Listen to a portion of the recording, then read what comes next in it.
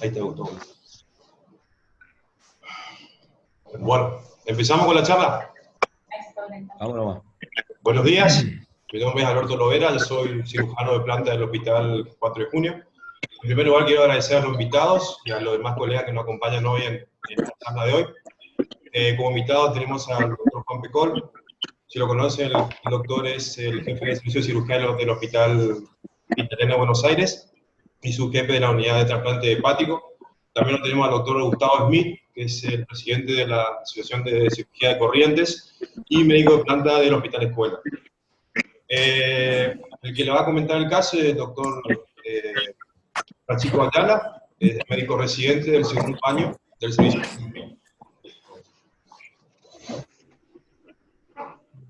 ¿Cómo les va? Buen día. Bueno, mi nombre, como dijo el doctor Lovera, es Francisco Ayala. Soy residente de segundo año del servicio del Hospital 4 de Junio, de cirugía general, y le vamos a comentar un caso.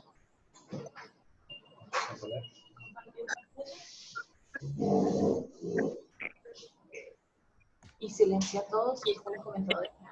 Ahí. Hay un audio que no está silenciado. No, está silenciado.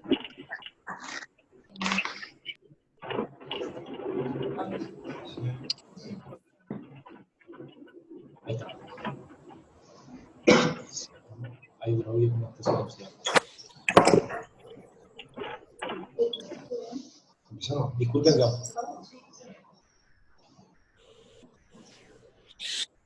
Disculpen. Bueno, en este caso, la presentación del caso es un caso de una duodenopancreatomía cefálica en paciente con adenocarcinoma invasor de segunda porción de duodeno. Los integrantes son, del caso, la doctora Cabral Natalí, Guzmán Florencia, quien les habla, y el doctor Lovera Alberto, que es nuestro coordinador. Nos encontramos, en este caso, con un paciente masculino que ingresa a la guardia, un paciente de 46 años, presentando epigastralgia leve de 3 días de evolución, un cuadro de ictericia coluria de 10 días de evolución, negando náuseas, vómitos y fiebre. También nos refiere pérdida de peso de 7 kilogramos el último mes. No tiene antecedentes clínicos ni quirúrgicos, tampoco tóxicos. Como relevante, sí, antecedente heredofamiliar, la madre, ya fallecida, nos refiere de CA laringe. En el laboratorio de ingreso, el paciente ingresa con 6.600 blanco, una hemoglobina de 6.6, hematocrito de 21.3, amilasa de 4.76, bilirrubina directa de 5.39, total de 5.50, GOT, GPT y FAL elevadas. Se realiza, en el ingreso se realiza ecografía, la cual nos muestra vías biliares intrahepáticas dilatadas, un colédoco también dilatado de 14 milímetros de diámetro con un lito en su interior, vesícula biliar acodada con pared de 4 milímetros de espesor, también con litiasis en su interior.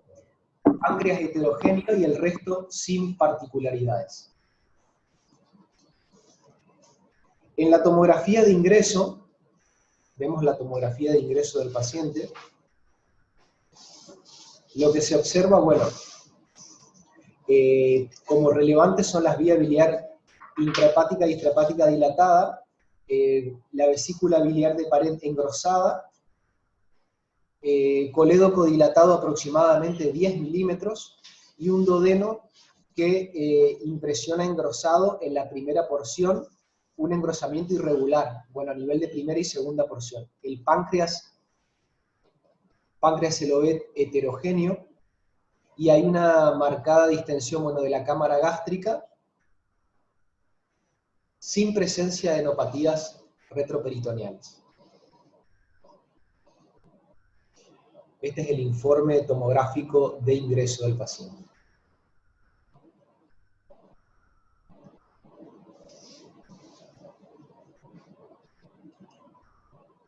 Se solicita serología, bueno, da positivo para IgG de hepatitis A, y en cuanto a marcadores tumorales, solamente un leve aumento del CA19-9 de 133 para un valor normal hasta 37. siendo los otros, PSA 125 y SEA, se obtienen resultados dentro de parámetros normales. Esto es un poco lo que es los controles de laboratorio que se realizan al paciente. El primero vemos el laboratorio de ingreso, y como vemos hay un marcado aumento de la bilirrubina tanto directa como total, por lo que se decide, también se ve alterado el hepatograma, por lo que se decide, esta es una curva de bilirrubina que se le realiza al paciente, en este caso se decide realizar una CPRE en la que informa papila oculta por formación tumoral mamelonada, con áreas de necrosis y sangrado, lo cual ocupa toda la extensión de la cara interna de la segunda porción de duodeno. Se toma una biopsia y la conclusión del estudio nos dice que hay un probable tumor en la segunda porción de duodeno. Fotografías las cuales nos observamos en las áreas necróticas y esta formación mamelonada. Bueno, teniendo estos resultados, el paciente evoluciona bien luego la CPRE y solicita el alta voluntaria. Solicita, luego de 7 meses, regresa con los resultados de la anatomía patológica, trayendo resultados de un adenocarcinoma bien diferenciado invasor de duodeno. Se decide internación y restadificación de dicho paciente por el tiempo transcurrido. Tenemos tenemos la tomografía con la ventana pulmonar,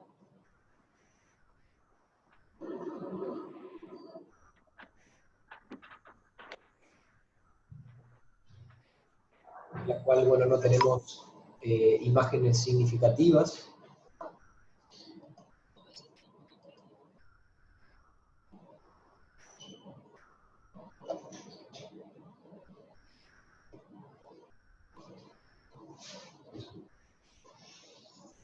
Vemos la ventana abdominal. Bueno, en la que se puede ver, nos informan una vía biliar, continúa una vía biliar intrahepática y extrahepática dilatada, el colédoco dilatado, y el Wirsum, hay un aumento de la dilatación, tenemos un aumento con un previo de 6 milímetros y actual de 8 milímetros. El páncreas heterogéneo, y observamos un lito enclavado en el bacinete de la vesícula.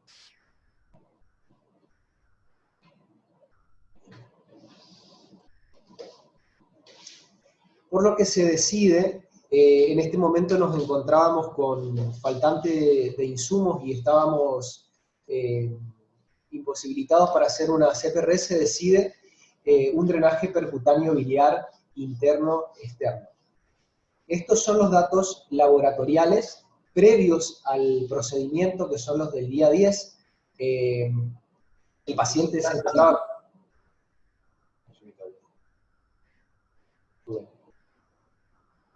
El paciente se encontraba con 16.400 blancos, bilirrubina de 4,4 y hepatograma también alterado, la FAL de 820.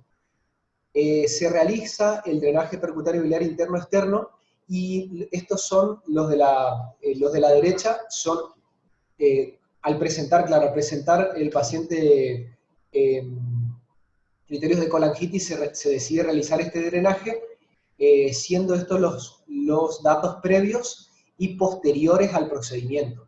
Vemos los datos arrojados al día siguiente, que es el día 13, con una disminución de los blancos y una mejoría, disminución tanto de la bilirrubina directa total como de la FAL, posteriores al procedimiento.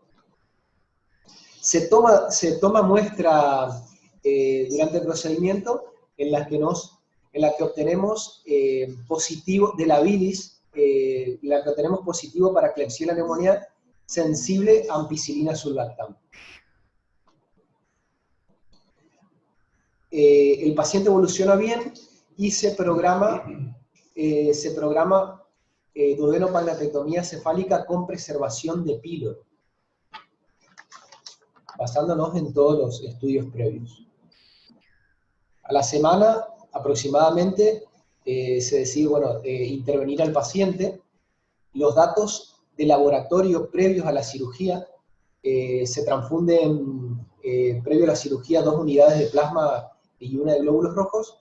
El paciente ingresa con glóbulos blancos 9300, hemoglobina de 10, hematocrito de 32, una glucemia 99, función renal conservada, una GOT de 41, GPT de 80, una FAL de 450, había disminuido la bilirrubina directa y total, e ingresa con albúmina de 3 y proteínas totales de 7,4.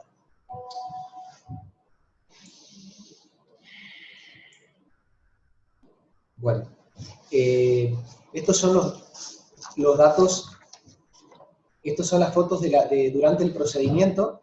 En la primera foto podemos ver montado el coledo con una cinta hilera, y lo que está tomado es la primera porción de duodeno. Se ve seccionado. Se ve como hallazgo intraoperatorio el drenaje percutáneo atravesando, se ve, en esta foto vemos como hallazgo intraquirúrgico el drenaje, el stent, digamos, perforando el hepático derecho, la vesícula, e ingresando por la cara lateral derecha de coledo.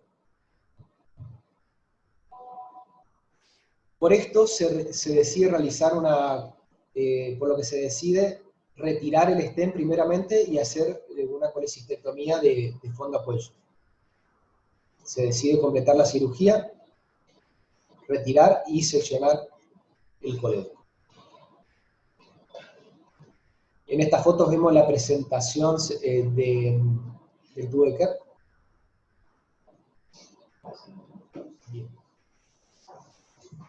Y se decide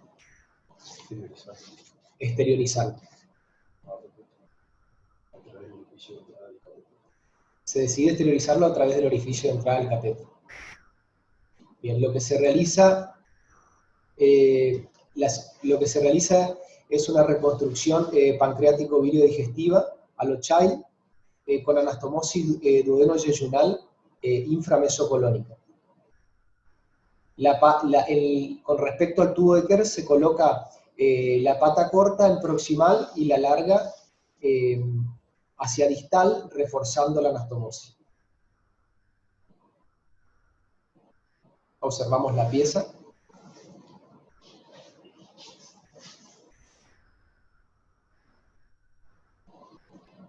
El paciente presenta una buena mejoría al tercer día, pasa a sala general, luego de haber estado en UTI, se inicia nutrición enteral con buena tolerancia. Al sexto día logra cabalgarse dieta vía oral con respuesta favorable, y al octavo se le otorga el alta hospitalaria por buena evolución clínico-quirúrgica con el drenaje de Kerr.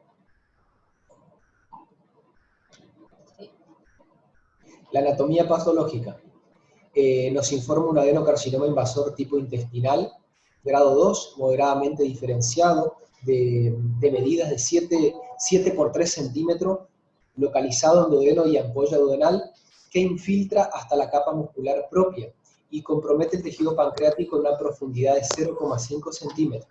Se evaluaron 14 ganglios linfáticos regionales, todos ellos libres de metástasis, por lo cual se estadifica al paciente como T3A, N0, M0.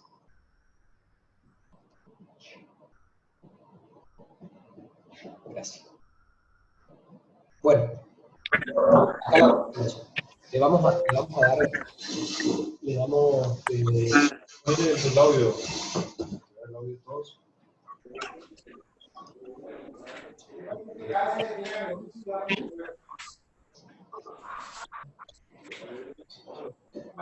¿Dónde está Smith?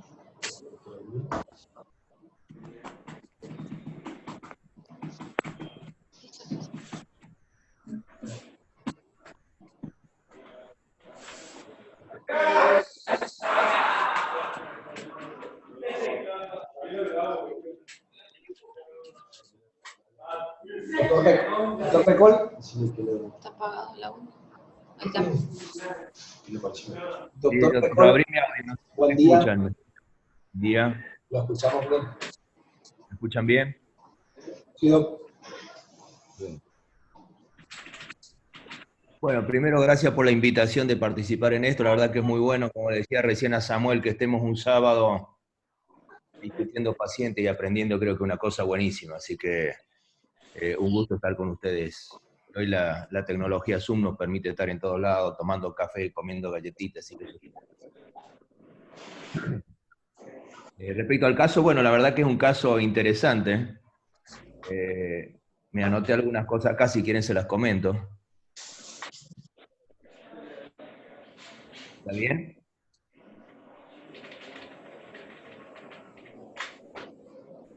Sí, doctor. ¿Escucha bien? Bueno. ¿Nos puede comentar sus ideas? Bueno, lo primero, me anoté unas cuantas cositas acá. La verdad, un paciente de 46 años, lo cual es algo que está mostrando. Cada vez estamos viendo más patología oncológica, pancreática en pacientes más jóvenes.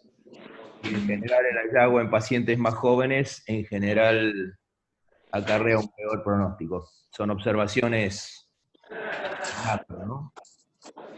Con respecto a la primera evaluación, y eso pasa muy frecuentemente, la TC que se mostró es una tomografía sin contraste, que eso es muy frecuente cuando estos pacientes lo ven los clínicos, tienen tanto temor al contraste de la tomografía que piden una TC sin contraste.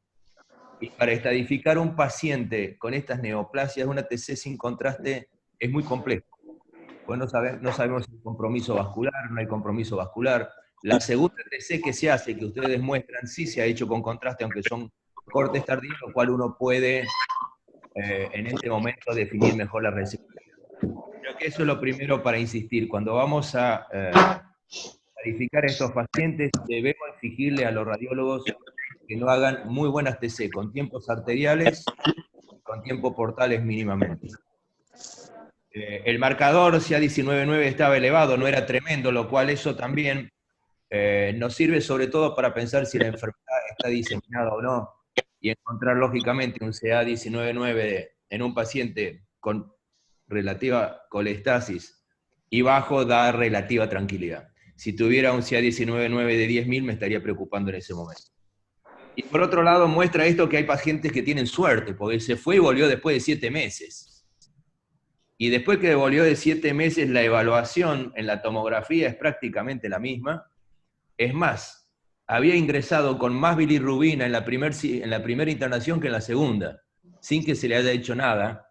Y eso habla siempre a favor de dos neoplasias. O es un ampuloma, que es a veces difícil diferenciarlo de un tumor de duodeno, o es un tumor de duodeno. ¿Por qué? Porque estos tumores hacen intermitencia en la obstrucción biliar. A diferencia de los tumores de vía biliar distal y de páncreas, una vez que se establece la colestasis, es siempre progresiva. Y en la segunda internación entran con 4 de bilirrubina, aunque lógicamente podía estar algo colangítico por los recuentos de blancos. Se hizo el drenaje percutáneo, que uno podría decir, bueno, con 4 de bilirrubina es discutible si hay que drenarlo o no. Si el paciente sospechamos que tiene una colangitis, es una clara indicación de drenarlo. Y él tenía creo que 16.000 blancos, por lo cual podría tener una colangitis subclínica. No había escuchado bien eso. Así que está bien hacer el drenaje percutáneo y después plantear la cirugía. La cirugía que se hizo es la misma que hubiéramos hecho nosotros. En los pacientes que tienen tumores originarios de duodeno, es fundamental la evaluación endoscópica de la primera porción del duodeno. Eso es muy importante porque no podemos dejar márgenes libres, márgenes positivos. Si vamos a hacer una resección con preservación de píloro, es fundamental que estemos tranquilos, o en la evaluación intraoperatoria también puede ser, de que la primera porción del duodeno esté completamente sana, y como lo fue en este caso. El hallazgo del drenaje percutáneo que entra por un lado y pasa por otro nos ha pasado. Es decir, por suerte el organismo es buenísimo y bloquea, así que no hay ningún inconveniente. Y después el estadio tumoral que termina siendo T3, N0, M0, digo, hay gente que tiene mucha suerte, porque pasaron 7 meses, y siendo un paciente joven y con esta con esta estadificación y ganglios negativos, creo que esto termina acá. Es muy discutible si habría que hacerle adyuvancia o no. Para nosotros es clave para la adyuvancia el N. Si el N es positivo, los márgenes son positivos, no puede plantear más tratamiento complementario. Así que es un poco lo que les quería comentar. Seguiremos charlando, si quieren ver algunos aspectos técnicos. En este caso el Wilson parecía que estaba dilatado. En general en los tumores de duodeno a veces el Wilson puede estar no dilatado y el páncreas puede ser de consistencia blanda, y en esos casos nosotros lo que preferimos hacer la reconstrucción no a lo Child, sino en IDRUX con la pancreático yeyuno aislada, que es la técnica de Machado. Si el Wilson está algo más dilatado, que creo que lo que pasó acá, o es de consistencia el páncreas, uno puede hacer el montaje a lo Child como lo hicieron sin problema. Si hay una serie de situaciones que uno la va adaptando de acuerdo a los hallazgos que tenga en cirugía, ¿no? Esos son un poco mis comentarios. Bueno, el doctor Gustavo Smith, ¿qué le pareció el caso? ¿Alguna opinión? ¿Me escucha, doctor?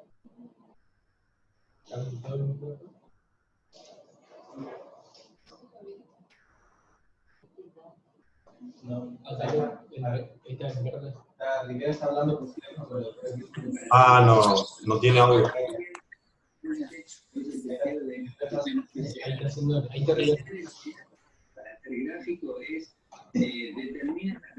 Ahí habla Gustavo, a ver si te escuchan. Hola, buen día, ¿me escuchan? Sí, doctor. Bueno, primero que nada quiero pedir disculpas por el tema del problema técnico que me salió que no tengo audio. Quiero agregar más de lo que dijo el doctor Pecol. Nosotros lo que les puedo dar un matiz es de nuestra experiencia. Un Zoom con el hospital italiano.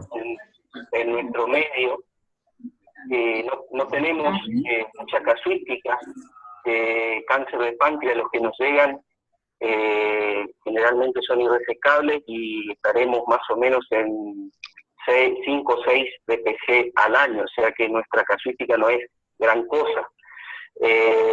La técnica fundamentalmente hacemos lo mismo que hicieron ustedes, y en algunos casos si el páncreas tiene un Wilson no tan dilatado, lo que hacemos es el telescopaje en vez de hacer la Wilson de ayuno. El manejo del paciente me parece que fue el manejo correcto, que lo hubiésemos hecho nosotros también acá, pero la verdad que, como dice el doctor Pecol, este paciente tuvo suerte por todo el tiempo que pasó, y la estadificación, la anatomía patológica realmente fue sorprendente con todo el tiempo que pasó el paciente, y sin ningún tipo de ganglio ni nada ni metástasis a distancia, ¿no? Pero felicitarlos por el caso y la verdad que por la resolución también. Bien. Tanto para el doctor Pecol como el doctor Smith, le pregunto con el tema del catéter, que hizo las múltiples perforaciones. ¿Cuál sería su actitud con eso? O sea, como hicimos nosotros, retirar el catéter y colocar un KER. Si ustedes vieron la imagen anterior, ahí nosotros metimos el KER, o sea, la pata larga, como dijo el doctor Francisco, a nivel del duodeno, del yeyuno, y sacamos la parte larga, digamos, se lo esteriliza por el orificio donde había ingresado por el catéter, digamos. Según le puedo decir, cuando encontramos en el quirófano, en el intraoperatorio, nos llenamos de preguntas, entonces queríamos saber si les pareció bien lo que hicimos, cómo sacamos el KER, o harían otro tipo de maniobra, o otro gesto quirúrgico en ese momento. Sí, una preguntita, no me quedó claro cómo era la lesión, si era que salía del hígado, entraba por la vesícula y entraba por el hepático derecho, si no me equivoco. Salió por el hepático derecho, o sea, entró por el hepático derecho, la cara posterior de la vesícula, e ingresó en la cara lateral derecha del colédoco. A ver si... Ok, bien. Bueno, ahí depende de la anatomía biliar. ¿En qué sentido? Que una de las opciones, si la vía biliar está muy dilatada y tengo suficiente hepático derecho, como para cortar y hacer la anastomosis más arriba, podríamos hacer la anastomosis más arriba siempre y cuando podamos hacer una anastomosis segura. Si no, en la forma que lo pusieron como drenaje biliar, me parece bien, es válido. Bien. No sé si... decir, es seccionar el Carrefour más alto, tal vez es vía biliar, no era tremendamente dilatada, unir de nuevo los dos hepáticos y hacer una hepática, pero lógicamente te está yendo mucho más alto y se complejiza la cirugía, ¿no? Si no, dejar un drenaje biliar no trae ningún problema, descomprime el asa y evitas algunas complicaciones biliares postoperatorias, así que creo que fue bien resuelto, que es lo importante. ¿Escuchás bien, Gustavo? Sí, escucho, no entendí en la pregunta. Ahí, porque ¿se ve eso también? Sí. Ahí, no sé si le puede apreciar, doctor. Sale Sí. por el hepático derecho, cara posterior de vesícula y se mete al colédoco. Eso es lo que encontramos. Bien.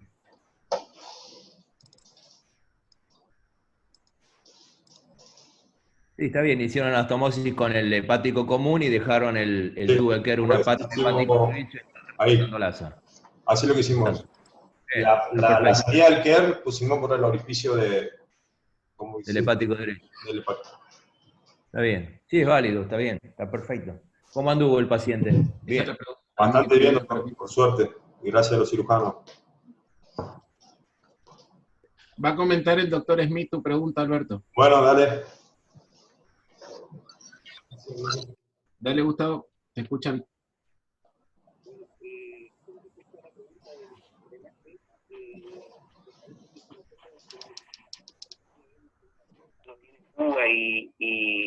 Y por más que haya hecho el Abrochet, está, digamos, dentro de la vía biliar, no nos preocupamos mucho, hacemos la anastomosis, dejamos el drenaje biliar que va a descomprimir un poco también la anastomosis, y después lo retiramos como si fuera un KER, no habría ningún inconveniente en ese sentido.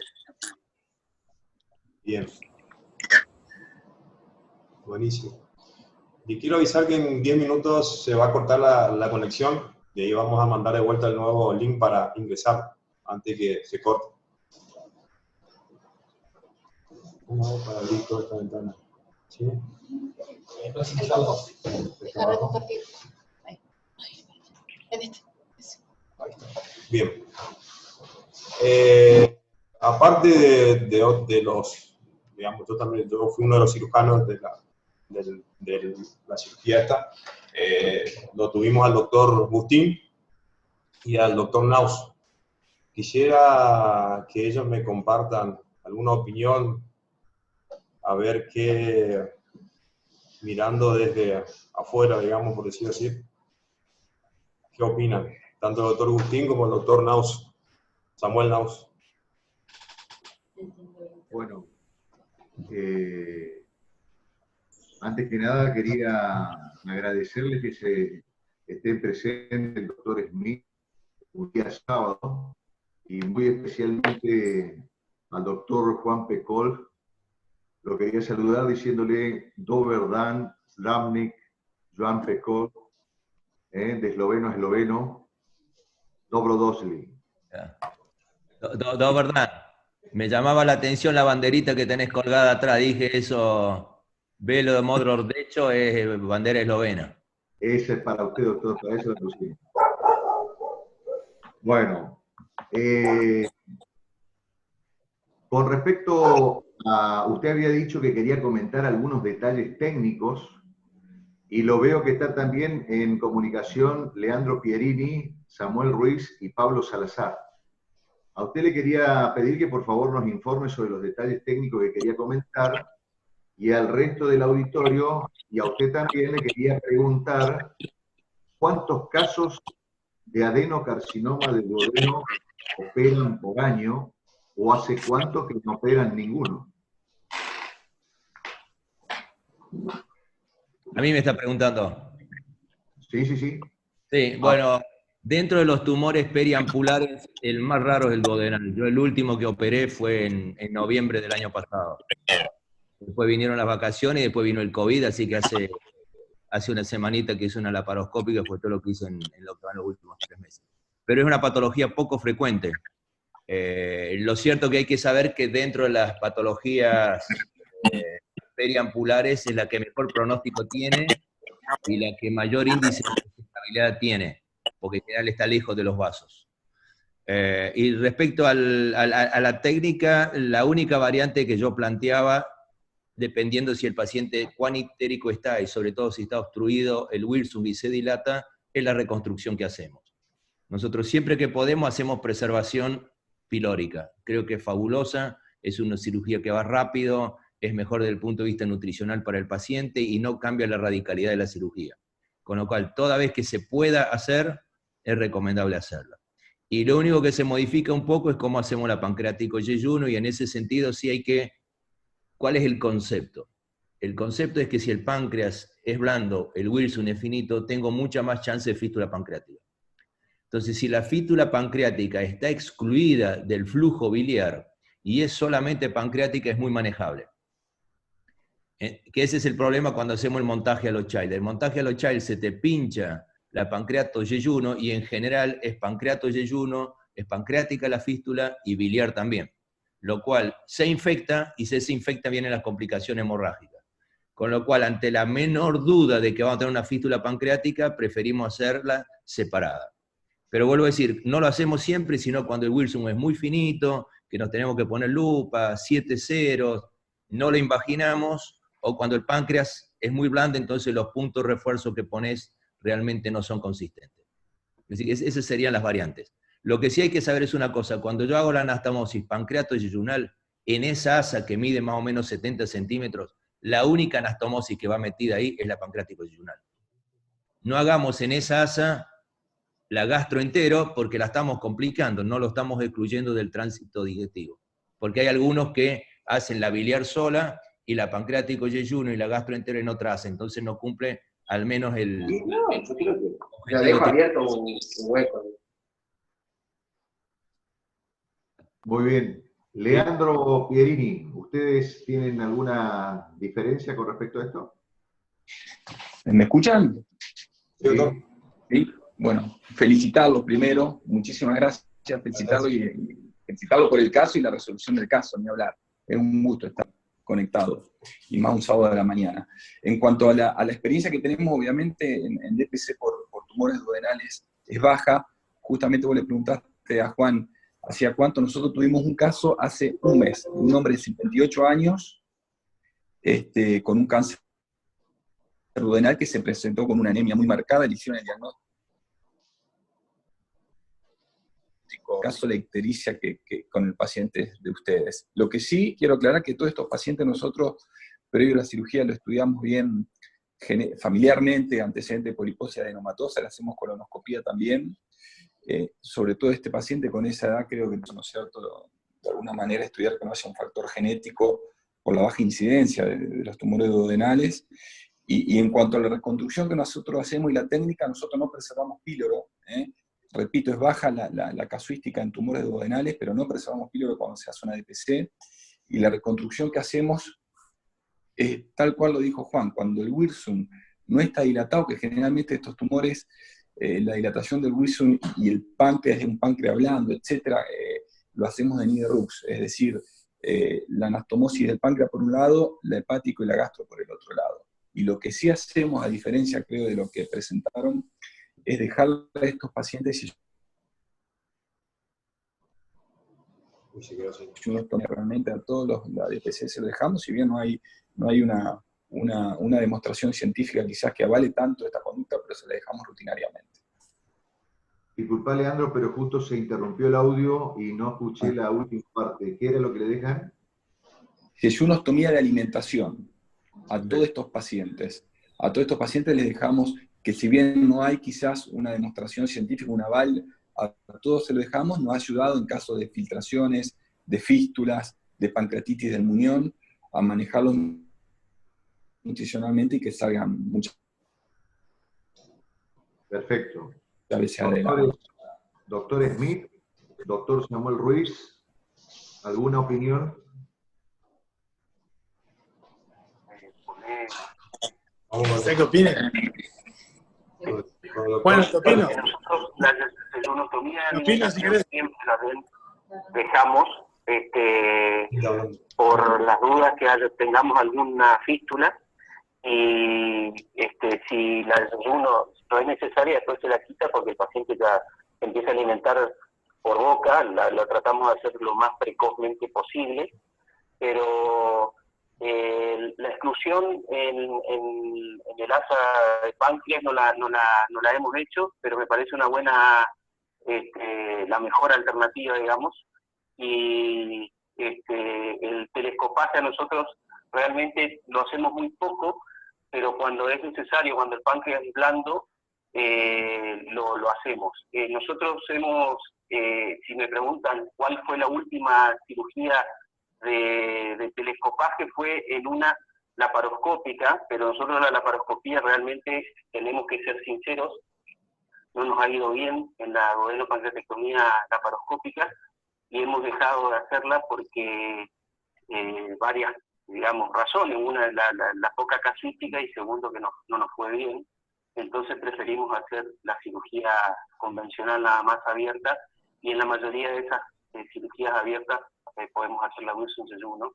Por suerte, no nos ha tocado un páncreas blando en los últimos 5 años.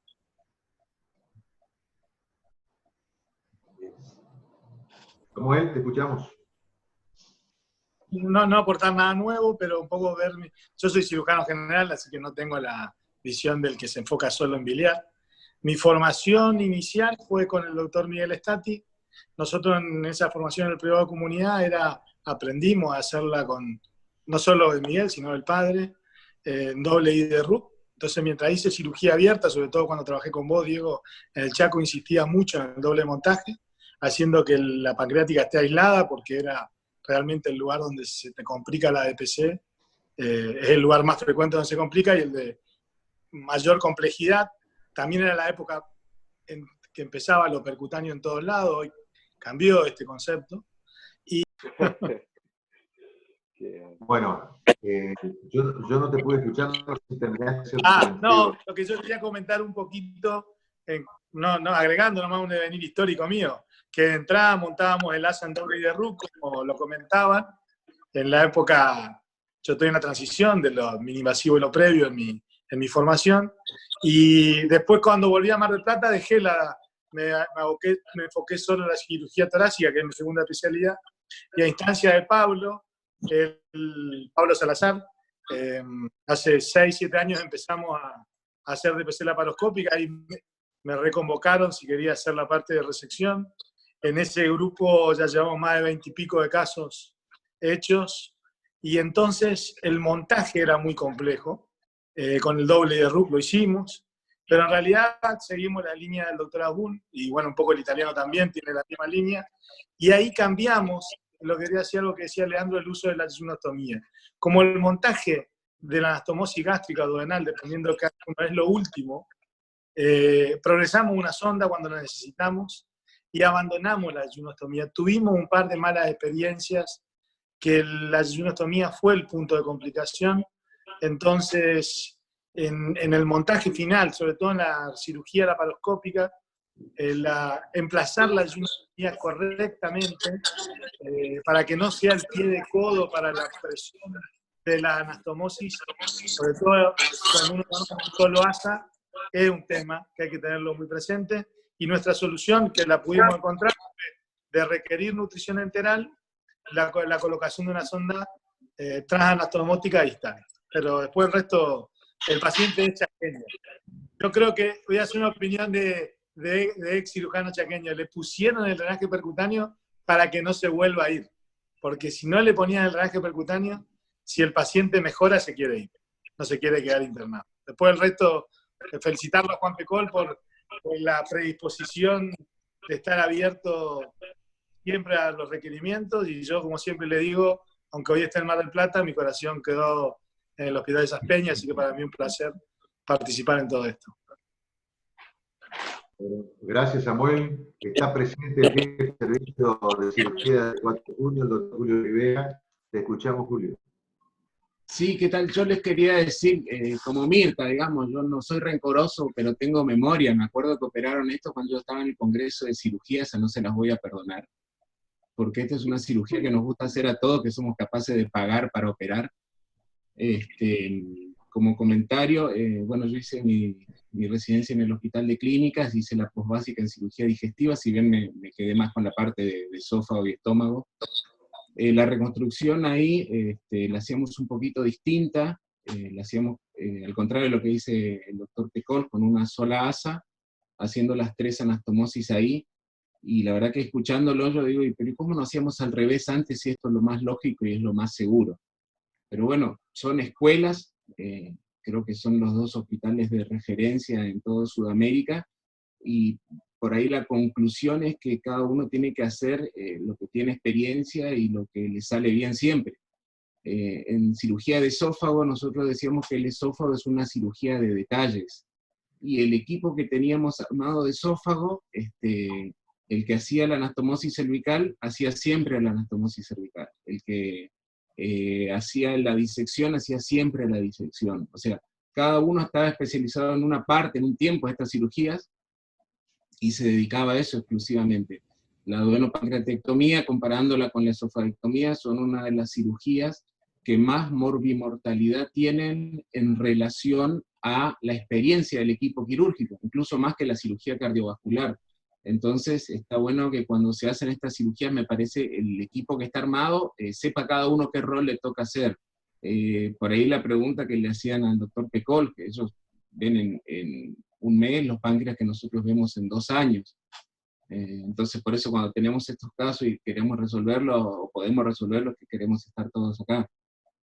Pero bueno, como por horario, en mi escuela era siempre cirugía de abdomen superior, la regla era yejunostomía de alimentación, esofagectomía, pancreatectomía, gastrectomía, siempre yejunostomía de alimentación, y dejábamos en la pancreático yeyuno un pedacito de K30 como tutor del conducto de Wilson, para mantener permeable la anastomosis, después esto se caía solo. Pero bueno, cada uno contó en cada servicio de referencia una zona, un tipo de técnica, un tipo de reconstrucción, y más o menos cada servicio tiene sus cosas y les va bien con eso. Así que nada, quería aportar un poquito de diferencia a todo lo que estaban diciendo. Y bueno, como jefe de servicio, agradecerle al doctor Pecol poder comunicarse con nosotros, a Gustavo también, que acepten la invitación 1 o 2 días antes y se enganchen con un sábado. Para sobre todo que nuestros residentes que por ahí los están leyendo en libros los puedan ver y conocer en persona, así que muy agradecidos a todos los comentadores y a los invitados.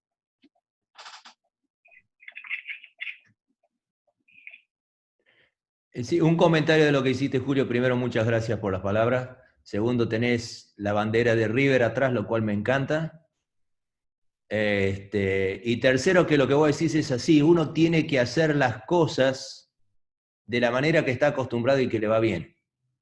Por eso van a ver que en cirugía, si hay algo que no está sistematizado, ¿cuál es la mejor técnica en detalles para cada cosa? Y un ejemplo, la duodenopancreatectomía. Entonces, si uno mira las experiencias que tienen algunos centros de Estados Unidos, ellos siguen haciendo técnicas de invaginación. Y si les va bien, que la sigan haciendo. Y si los que hacen ducto mucosa le va bien, que hagan la ducto mucosa. Lo importante es el resultado final, que yo creo que eso es lo que importa. Y lo que se ha demostrado es que la técnica de reconstrucción o del tipo de anastomosis que haces, a la larga, tienen el mismo resultado, y en trabajos prospectivos y randomizados. Ergo, la cirugía sigue siendo artesanal y cada uno hace la artesanía como le gusta, ¿no? Yo creo que eso es muy importante tu reflexión, Julio.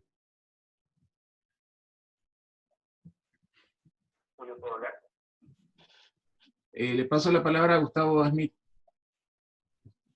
Dale, Gustavo, te escucho.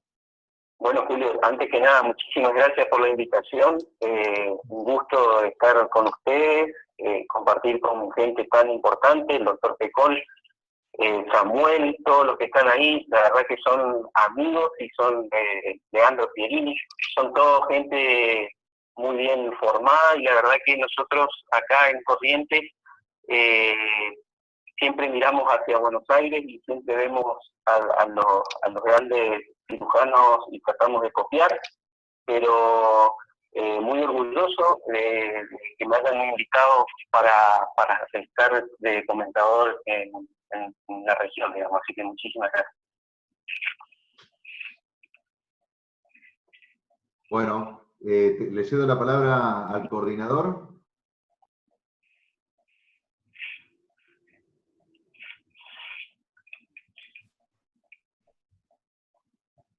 Alberto. Ahí está. Me gustaría escuchar la opinión del doctor Pablo Salazar. ¿Qué opina del caso? No. Hola, buen día a todos. Si está Pecol, yo no puedo opinar. Eso es lo único que tengo que decir. No, el caso está perfecto. Samuel un poco contó nuestra experiencia. Nosotros estamos haciendo el abordaje por vía laparoscópica cuando se puede. Y también hemos hecho las reconstrucciones según el paciente. Yo creo que el páncreas blando y el Wilson, que como dijo Juan, páncreas blando y Wilson, chiquito nos obliga a hacer cosas para evitar la fístula, que ya la vemos, cuando tocamos el páncreas ya vemos y pensamos en fístula. Así que yo creo que ahí nos adaptamos, por ahí lo que hacemos es telescopaje y hemos dejado un tutor en el Wilson también. Lo único para decir, y después agradecerle a todos por venir y por hacer esto, muchachos de la residencia, los felicito. Estar un sábado acá reunido con semejantes cracks, es la verdad que un honor, un placer, solamente mandarle un abrazo a todos, y bueno, es lindo verlo aunque sea por esta vía. Y quiero mostrarle mi bombilla RC4, y agradecerle que me acompaña todos los días, así que es imposible no acordarme de ustedes todos los días. Buenísimo. Bueno, también estamos agradecidos por la colaboración de todos ustedes. Antes, sí, doctor. Al doctor Gustavo Smith, la verdad que no lo conozco personalmente, es la primera oportunidad que tengo de estar con él en una conferencia virtual. Pero al doctor Juan Pecol lo he visto en innumerable cantidad de oportunidades y la verdad que siempre me sorprende. Lo que le quería decir hoy es que gracias por la humildad de los grandes de dedicarnos a este tiempo. También le quiero decir que tuve la oportunidad de presenciar la conferencia virtual que hicieron el otro día desde el Hospital Italiano sobre liderazgo. Me pareció muy interesante, se aprendió mucho con lo que mostraron, pero de nuevo me sorprendió, porque me sorprendió al final cuando una persona que ha visto tantas cosas, que lleva tantos años en esta materia de la cirugía compleja, se emocionó al final de la charla. Y la enseñanza que me dejó es que todo lo que hace le pone toda la pasión, porque es la única manera de justificar esa emoción cuando cerró la charla. Muchísimas gracias, doctor. Gracias, Diego. Mira, hay algo que es muy importante y yo creo que ustedes saben que hoy la gente busca ser feliz y ser exitosa, y la mejor forma de hacer las dos cosas es haciendo con pasión lo que a uno le gusta. Ninguna de esas dos cosas, al menos para mí, pasa por el dinero, sino que pasa por la sensación de cómo estoy. Y estoy feliz que me convoquen hoy acá y que estemos discutiendo y que cada uno aporte, porque creo que en este momento lo importante es que cada uno aporte lo que sabe. Nadie es dueño de la verdad, como venimos discutiendo. Y uno, bueno, es humano y es lógico. Hay cosas que nos pasan y estas circunstancias de súper estrés las sentimos todos, que uno la manifieste de una manera u otra, esa es la única diferencia. Pero que en este momento diga que está tranquilo, yo diría que vaya a un psiquiatra y se haga analizar, porque todos estamos tocados por esta situación, donde nuestra escala de valores se redujo una barbaridad y donde lo que queremos es todos los días despertarnos y estar bien, esa es la realidad, ¿no? Y yo creo que lo más importante que tenemos nosotros, sobre todo los mayores y los jóvenes, es meterle la pasión que tal vez se dice que las nuevas generaciones no tienen. Y yo creo que somos distintos, no hay que comparar ni si uno es mejor o otro peor. Somos distintos, y con los años que nos hemos pasado nosotros, recalcarles cómo creemos que es una buena manera de hacer, pero nadie tiene la verdad, pero compartiendo las cosas aprendemos todo. Así que gracias, Diego, por tu comentario. Por favor. Samuel, ¿habías levantado la mano? Samuel Ruiz. Un chiste nomás, lo compartí en el chat, pero no nos olvidemos que Juan Pecol, además de ser un excelente cirujano, uno de los líderes de la Argentina, tiene una cuestión que le va en contra, que es de River, y a partir del descenso que sufrieron quedaron muy sensibles. Yo lo veo festejar cada vez que gana, entonces yo expresa esa sensibilidad después de una cosa tan traumática como fue irse a la vez. Pero nada, gracias a Dios la vida le dio Madrid, a él y a Gustavo también. Así que yo, como comparto mucho con Juan, quiero expresar esto. Bueno, si les parece, vamos cerrando. Vamos cerrando. Bueno, de vuelta, agradecerle a todos ustedes por la colaboración y vamos a hacer de nuevo, que se repita de nuevo esto. Sí, doctor. Una cosita nada más, ahí le mandé, te mandé el contacto, los que estén interesados. Ustedes vieron que nosotros abrimos nuestro Ateneos de los días martes, un ciclo que se llama Lo bueno, lo malo y lo feo de mis cirugías. La semana pasada fue HPV, la semana que viene el martes lo va a tener a cargo de Gustavo Smith, David Smith, perdón, tengo un quilombo de Smith en la cabeza, que es cirujano de tórax y que va a mostrar sus casos, también lo bueno, lo malo y lo feo. Creo que es una forma un poco más divertida de mostrar las realidades, así que los que estén interesados, les vamos a pasar el link. ¿Sí? Gracias. Bueno, muchas gracias, doctor. ¿Alguna otra opinión, algo, nada? ¿Ninguna? Perfecto. Tengan buen día, nos vemos. Chao, buen fin de semana. Chao, hasta luego. Buen fin de semana. Alberto, déjame saludar a mi... Ahí va a hablar, de Blanca. ahí va a hablar el doctor Sebastián Rodríguez. Déjame saludar a mis amigos del Hospital Pena de Bahía Blanca. Dale, saludarlo. Gracias, chicos. Gracias, Leandro. Un abrazo. Gracias, Leandro Pierini. Un abrazo para Mar del Plata, para Santa Fe y al doctor Pecol y al doctor Smith. Gracias. Samuel, abrazo. Gracias. Gracias. Muchas gracias. No lo corten. Si quieren no hablamos de medicina, pero charlemos. Hace rato que no nos vemos. No. También. ¿Puedo hacer un pedido? Dale, que escucho. Este jueves, 7 de la tarde, también se acabó de mandar el contacto, hay una charla de liderazgo con Juan Pecol, coronista de la Asociación a Juan Martín Hernández y Juan Pizzi, para hacerlo, digamos, de un ámbito médico y un ámbito también fuera de la medicina. Invitar a todos, absolutamente. Gracias, Leandro, por la oportunidad y van a ver que nos vamos a divertir bastante con eso. Exacto. Bueno. Nos vemos. No lo cortes. No lo cortes. Ah, bueno, lo corto entonces. Cuenten su día, ¿qué pasó? Básicamente queremos que Tatiana y Juan charlen un rato, que hace rato no se ven. Por favor, no lo cortes. ¿Te afeitaste? ¿Qué pasó? Sí. ¿Qué pasó? El N95. El N95 hizo milagro. ¿No lo vieron a Samuel afeitado? No. El N95 y la puta que lo parió, boludo. Te lo voy a decir así fácil. Escuchá, Leandro, te afeitás por no es afeitarse, es verse 20 años. Abrazo, que repita. Leandro, ¿cómo vienen ustedes ahí? ¿Cómo están operando? Nada, 20 días, la ciudad nuestra 20 días sin casos. Y Santa Fe, provincia, se van por 2 días. Nuestra ciudad, la actividad está reducida al mínimo. En todos los centros hay un 20% a 30% de camas ocupadas y la actividad quirúrgica cayó también aproximadamente a un 20%. ¿Me permiten que les muestre una diapositiva de la realidad del país? Sí, por favor, doctor. Por supuesto, ¿no?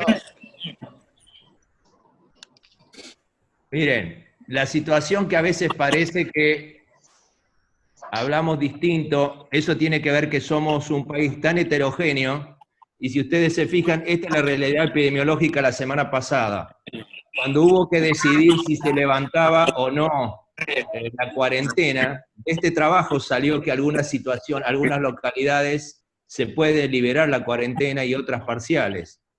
Todo lo que está en rojo completo son las dos áreas más complejas del país, que Ciudad Autónoma de Buenos Aires y Provincia de Buenos Aires. Y Provincia de Buenos Aires se diluye muchísimo porque el problema es el cordón conurbano.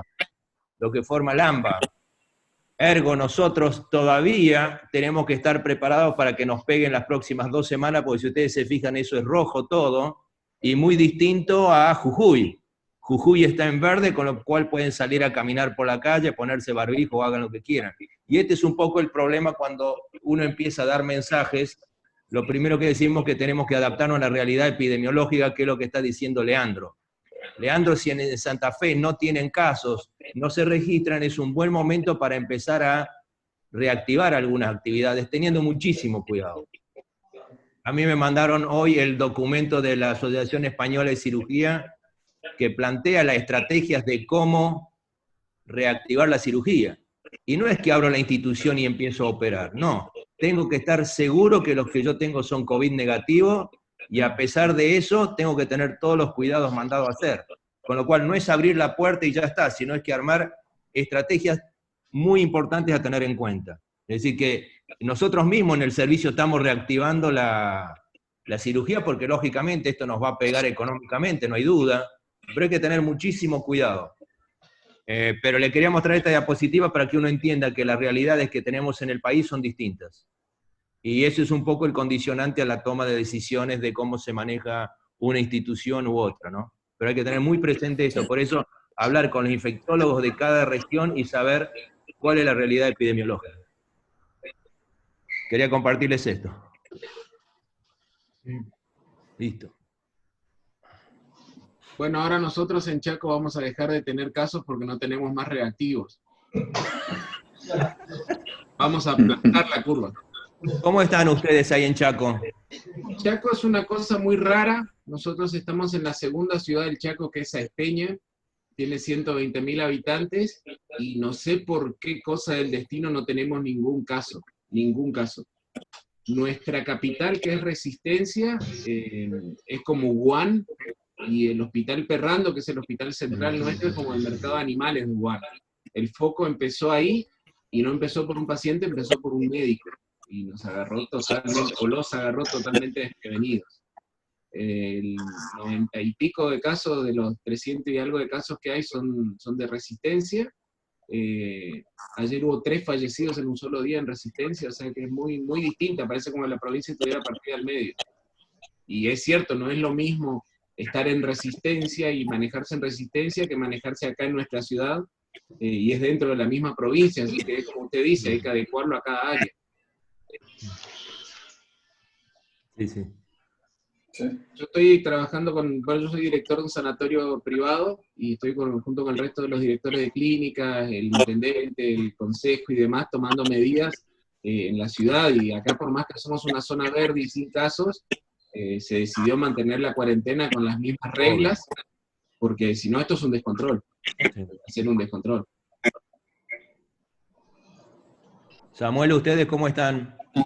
Mar del Plata tiene el intendente de Mar del Plata, que no es de la gestión del gobierno, sería del grupo de Macri, actuó en forma muy rápida, realmente con una capacidad de gestión que no lo estaban dando los anteriores, bloqueó la ruta, mandó la cuarentena en la ciudad apenas se detectaron los casos. El gran temor que tenemos en Mar del Plata es que somos la única ciudad que tiene más viejos, mayores de 65 años que jóvenes. Es una ciudad con una pirámide poblacional europea. Los prestadores de PAMI realmente no son los mejores en la ciudad. Entonces el diagnóstico que hicieron fue certerísimo. La salud pública en Mar del Plata siguen siendo hospitales de más de 60 años. No hay nuevos hospitales públicos, son grandes, tienen buena capacidad operativa, pero ya venían encargados del paciente sin cobertura y la atención del politrauma, que es muy intensa en nuestra ciudad. A su vez, el hospital regional que concentra el sudoeste de la provincia de Buenos Aires, de Tandil hasta Necochea, entonces tiene su situación propia compleja. Toda una serie de medidas que tomó el intendente y que después el gobernador de la provincia de Buenos Aires y la Nación fueron certificándola y acompañándola, hizo que hoy Mar del Plata tenga 16 casos. En los últimos 3 días, en los últimos 15 días llevamos un caso cada 10 días, la replicación muy baja. Se está terminando en la ciudad, uno de los laboratorios descentralizados está acá en Mar del Plata, el testeo existe, el INE, y sigue una cuarentena. Las instituciones privadas pararon toda su actividad. El gran conflicto era que, y es que previa a la aparición de COVID, el sistema privado no se autosostenía por su propia actividad, requería el aporte extraordinario de los socios, y esto claramente sabemos que con la baja actividad y todo lo que es público conocimiento, tenemos una cadena de pago corta, se va a cortar en los próximos 3 meses, de no mediar, además de todo lo que se ha hecho, porque se paró la actividad, las clínicas se dividieron en 2, una clínica COVID y una clínica no COVID. El testeo en el sector privado es muy bajo, pero va a empezar, y sí se toman los recaudos ante el paciente que se va a operar, que es el oncológico o la urgencia, la mayoría, sacando alguna institución por una decisión personal, la mayoría de las instituciones establece una protección 2-3 sería, eso es la variable, pero todas establecen protecciones. Y lo que hoy se ve, pero hay solo como una terapia de grupo, no hay una acción encaminada, es mucha expresión de la situación conflictiva, pero todavía no hay un plan que se esté poniendo en acción, más allá de mantener la cuarentena, que ha sido la medida en Mar del Plata más efectiva que la cuarentena y el bloqueo de rutas. Bien. Y ahora bloquearon el puerto, como se enteraron, el puerto fue un lugar donde aparecieron casos cuando los testearon, entonces el puerto también está cerrado. Las personas hacen cuarentena en los barcos. El puerto de Mar del Plata es el segundo puerto pesquero más importante, este es el momento de la pesca, acá ahora empieza la temporada que se hace en Malvinas, entonces todo un tema. En el sector productivo realmente es muy complejo, pero la verdad que hay una conciencia clara que la ciudad tiene una capacidad operativa muy limitada y tiene el problema distintivo de que el 27% de la población es mayor a 65 años, entonces que a su vez el grupo de más riesgo, donde el COVID pega peor. Entonces, en ese sentido hay una conciencia clara del intendente realmente, que es el que hoy está gestionando la crisis en toda la ciudad. Bien. Esa sería la situación en Mar del Plata.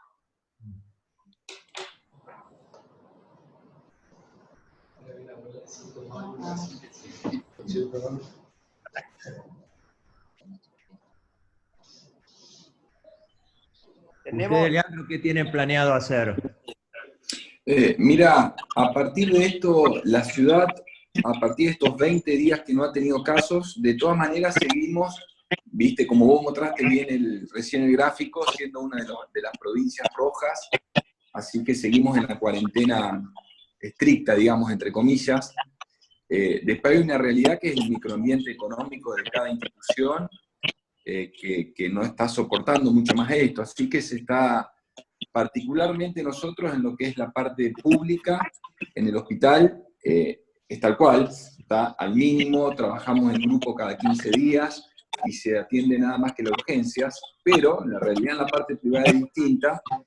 Los dueños de los sanatorios nos están pidiendo por favor que empecemos a activarnos, empecemos a activar a cirugía programada, etcétera. Así que lo que estamos haciendo a partir de esto es empezar obviamente que lo oncológico seguimos, pero empezar a revalorar el tema de las vesículas que dejamos anuladas, el tema de la hernia que dejamos anuladas, pero siempre teniendo en cuenta que hay un comité presidido por el infectólogo, que uno antes lleva los casos, lo presenta, tiene que firmar todo un consentimiento especial, y lo que no estamos haciendo aún es a todos esos pacientes que van a entrar a quirófano, testear. Es hacerle PCR, que se está valorando como para empezar a retomar la actividad más certeramente. Porque hay una realidad económica que digamos, apura a las entidades, básicamente. Hay otra cosa que es importante, que nosotros, lógicamente, una cosa es lo que uno hace en el servicio, lo que hace en la institución, pero no dejamos de estar bajo las normas estatales. Y uno de los problemas de las normas estatales que en este momento está establecido desde que empezó esto, qué tipo de cirugías podemos hacer, que son lo que se llaman cirugías esenciales. Con lo cual, cuando uno se reactiva, hay que ver muy bien en qué momento está esa norma a nivel local y a nivel nacional, ¿no? Porque nos limitaron el accionar a todos para preparar los recursos para el viandazo que en teoría se venía. Lo que yo hablé con los cirujanos nuestros, que teníamos pacientes oncológicos que de alguna manera se pudieron retrasar, esta semana se empiezan a operar, pero patología benigna no complicada va a ser difícil atenderla, al menos con esta norma que tenemos para hacer. Pero Juan, sí. Juan, mi pregunta es hacia todos, ¿no? ¿Cómo lo ven a esto? Ustedes ven que estamos en esa meseta, en algún momento va a empezar un crecimiento que vamos a tener, porque ya venimos parados hace 40 días. ¿Va a ser peor? Porque uno ya, viste, acá nosotros 20 días sin caso, totalmente parados, empezás a replantearte una cantidad de cosas, y vos decís, esto va a empeorar, hipotéticamente. Lo que vos estás diciendo es así, es lo mismo si ustedes miran Estados Unidos, a Estados Unidos le pasa lo mismo. No es lo mismo lo que le pasa a Nebraska, que está en medio de Estados Unidos, que lo que pasa en Nueva York o California. Entonces, habrá que adaptar las realidades. Nosotros, según está estudiado, en las próximas 2 semanas va a empezar a haber movimiento. Y le doy un ejemplo. Nosotros veníamos tranquilos hasta que explotó lo de los geriátricos. Y de un día para el otro se nos metieron 7 socios con COVID adentro. Es decir, eso empieza a explotar. Y cuando conurbano empiece a explotar, ahí va a estar el problema. Nosotros el cruce de población que tenemos de conurbano a la Ciudad Autónoma de Buenos Aires todos los días es monstruoso.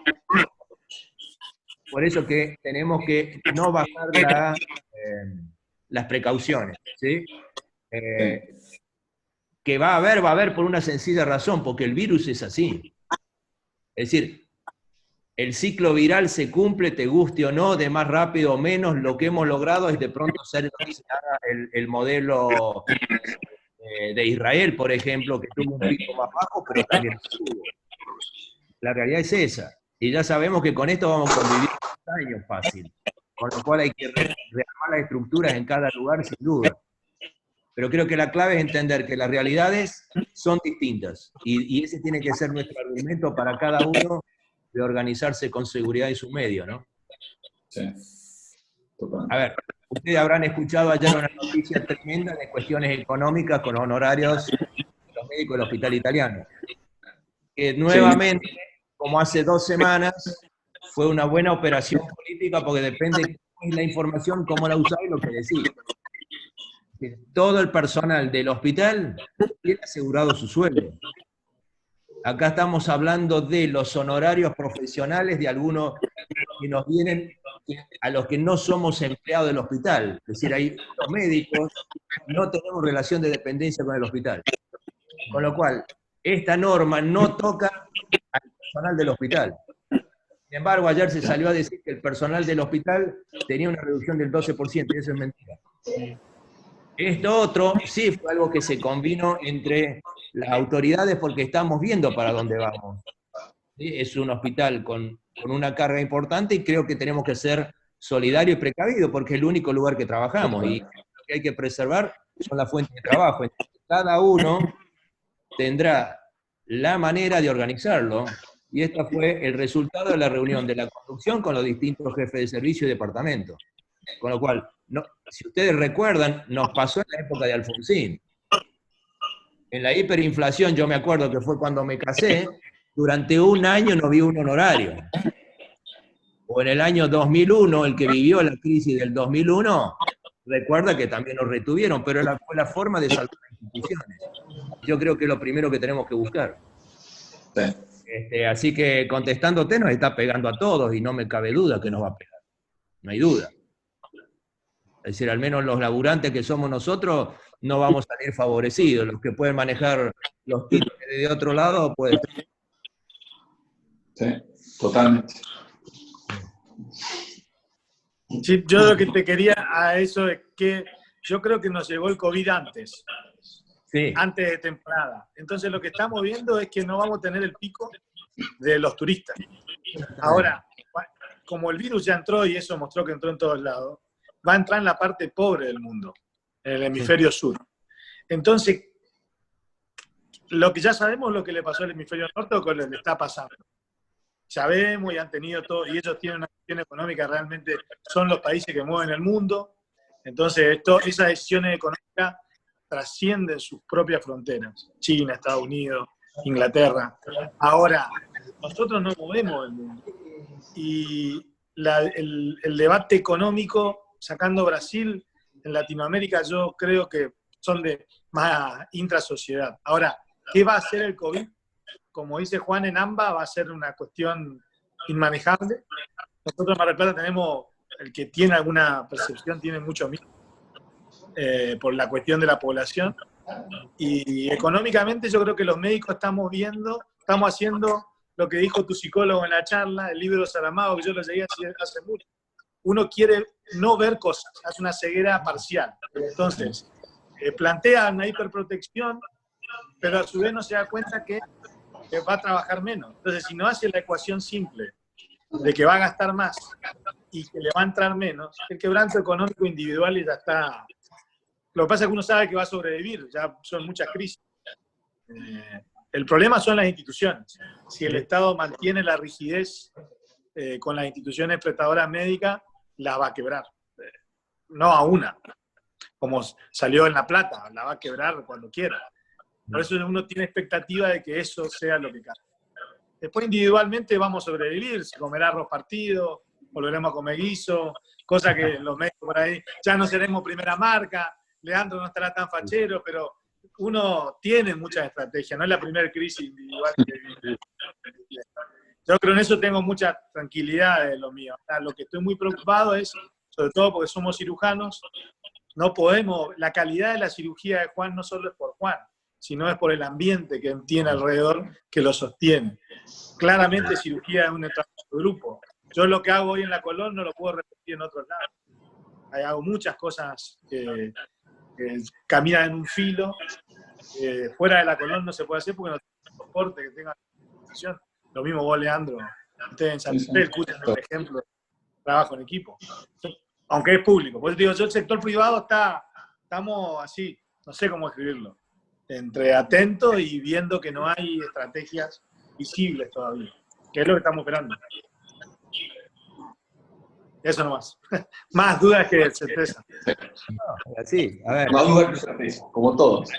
Hay dos tópicos que desde el punto de vista político en una gestión son malos. Uno que es tocar el dinero de la gente y dos, tocar la posición de trabajo. Es decir, es así. Y sabemos que en una crisis va a haber racionalización. Va a haber, es decir, la primera decisión que hemos tomado nosotros en el servicio es que la renovación de cargos, por ejemplo, de fellows, hoy lo estamos discutiendo si la vamos a hacer o no. O dejaremos que egresen los fellows y por un año no tomaremos nuevos fellows y tendremos que trabajar más nosotros. Por ejemplo, el hospital va a hacer exactamente lo mismo. Es decir, si hay caída de posiciones, no la va a reemplazar. Es claro que todos vamos a tener que trabajar más de lo que venimos haciendo por menos. Pero lo que dice Samuel, tenemos que sobrevivir y vamos a sobrevivir como institución si estamos todos juntos. La realidad es esa. Ahora, si vos tenés el sindicato que quiere hacer una cosa, el camillero quiere hacer otra, los médicos queremos hacer otra, estamos jodidos. Más que nunca, las diferencias que pueden existir hay que borrarlas, ¿no? Pero vamos a salir, gente, vamos a hacer un tremendo asado y listo. Si River salió de la B, no va, y salió campeón